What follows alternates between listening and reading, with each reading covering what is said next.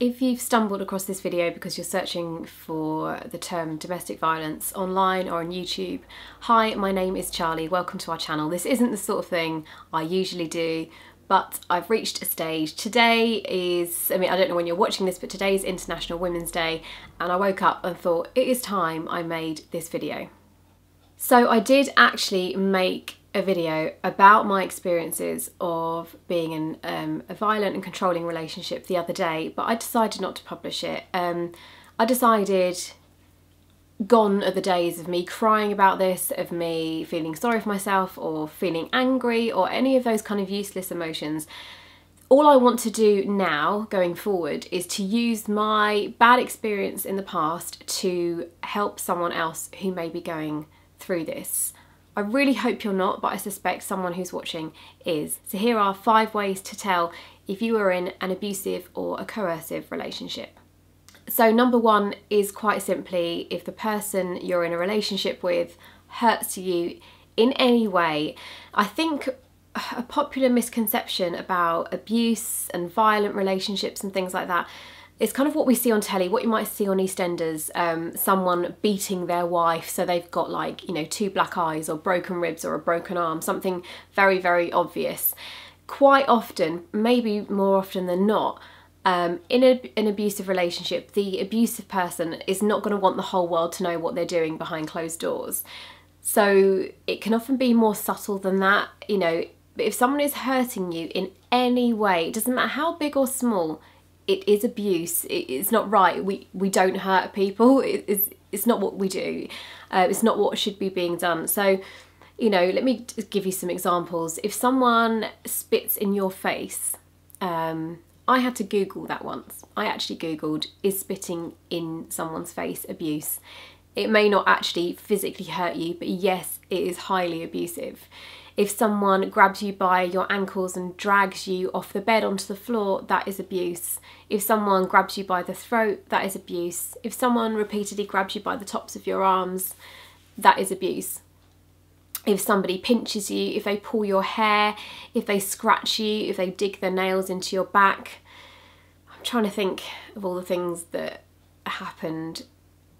Anything like that. And obviously the more obvious things, if someone punches you, if someone kicks you, if someone pushes you downstairs, if someone picks you up and throws you, anything that shouldn't be done, to another human being is abusive. Number 2, if someone scares you. If you feel scared, then the relationship isn't right.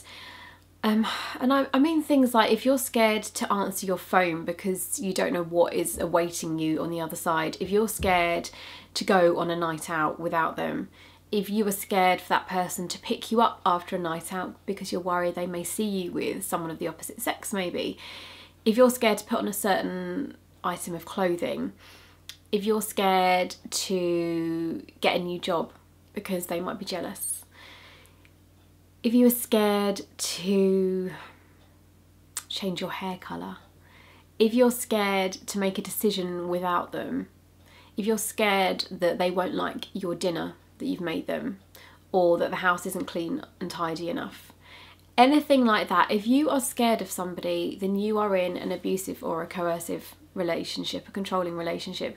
That isn't right. You shouldn't ever feel scared. You should never feel scared. And I've been there, and sometimes it's maybe just that person has a way of their eyes flicking when they flick from being a lovely, kind person to you, to their eyes flicking and changing, and you knowing that the mood has shifted, the mood has changed, and that things are gonna happen, and you are scared. Then that's not right. You shouldn't ever be scared in a relationship. So perhaps you find yourself in a situation where nothing explicitly violent has actually happened, but being scared of someone is enough. You shouldn't live like that. You shouldn't be scared of someone that you are in a relationship with that is supposed to love you, supposed to protect you, and supposed to be kind to you. Number 3 is if someone wants to control your finances and forces you to make financial decisions really against your will. So You know, if that person is putting pressure on you to take out loans, mortgages, things like that in your name, that often they then disappear in the future and leave you saddled with that debt. You know, if they are not allowing you to have your own money or your own control of money within the household, because quite often there might be what seems to be an imbalance of power within your relationship. If I'm not saying this is one sex or another, but if one goes out to work and the other one stays at home looking after children, you know, quite often that person is the one that earns the money and that the one at home doesn't. But that doesn't mean that you shouldn't have a say in the finances, a say in the way the money is spent. You shouldn't have your own portion of money. If someone is controlling everything to do with money, then that isn't right, and that is definitely part of a coercive relationship. I had experience of this. I was left in debt after I'd been sort of pushed into taking out things that I really didn't want to. And at the time I didn't even clock, I suppose because it was such a bad space, I didn't even really clock what was happening and that everything was being put in my name. So it's definitely one to watch out for. Number 4 is very classic, and it is trying to cut you off from your support network. Now, this doesn't happen straight away. It doesn't happen overnight. Abusive and controlling people, they're clever usually. They're not going to meet you on day 1 of your relationship, or, you know, your first date or the first few weeks or even the first few months. They're not going to be like, I don't like your family, I don't like your friends, you're not seeing them. Because you would just be like, hang on a second, and you would probably be out of the door. It's behaviour that happens over time, very, very gradually. They plant the seeds, they maybe physically move you away from the support network that you were in when they met you. They don't like you having perhaps hobbies that you've got that takes you away from the home, away from them. They may be highly critical of your family, of your friends. They may not like the places you frequent, whether that's, I don't know, pubs, bars, nightclubs. They may, you know, become insanely jealous of the things that you do with those people. And, you know, it can often be dressed up in, you know, I don't think those people are good for you, or I don't think that you should be doing these things anymore at your age or as a woman or whatever. But just gradually cutting you off until you kind of have no one left except them, which is what they ultimately want. They want complete control over you. Whether that is, as we've discussed, by hurting you, by scaring you, by taking your money away or controlling your finances, and then, you know, also cutting off your support network. It's a real classic sign. If that is happening to you, it's definitely something that shouldn't be happening, and it's definitely a good time, if you can, to stop and take stock of what is happening in your relationship. Number 5 is someone who is very intensely jealous, but also, I just want to throw in there, maybe just very intense in general. In my experience, all relationships are different, all experiences of this kind of relationship are different, I understand that. But someone who perhaps is very insanely jealous from the word go, but maybe dresses it up as something else. So, you know, they may say things to you like, oh, I'm so jealous of you, you know, going out and talking to that person. But, you know, it's only because you're so amazing and I love you so much and you're so beautiful or you're so good looking. You know, I just never thought I would get someone like you, so this is all new to me. Excuse me for being jealous. So quite often in the early days especially, it can be dressed up as almost as flattery, as complimentary. You know, you are so beautiful, you're so amazing, I never thought I would get you. So I can't help this rage that I get, you know, it's just passion.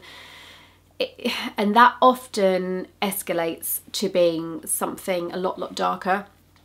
But often I think the signs are there very, very early on. So if someone is, you know, very jealous very early on of your colleagues, of you going to work, of you going out, of you looking nice, of you getting your hair done, of you wearing nice clothes, even if they have a way of justifying it and sort of saying, yeah, it's my weakness and, you know, it will get better, it's just this is all new to me. You know, sometimes the warning signs are there very, very early. And hey, listen, we are all human. We all get jealous from time to time. We all get insecure. But there's a difference between being a bit insecure sometimes and being very intense and very controlling and very jealous in a quite a dark way all the time. If someone is upset at you going to work to earn a living because they're worried there may be someone there that fancies you or that you fancy, it's definitely a warning sign, and it's not healthy, and it's not right.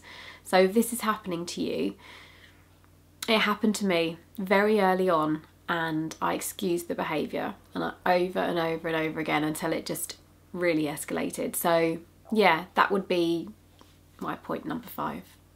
So if you've got to the end of this video, thank you for watching. As I've said, every relationship is different. Every case of domestic violence, domestic abuse, a controlling relationship, they are all very different. No two are going to be the same. Not everyone's going to have the same things going on.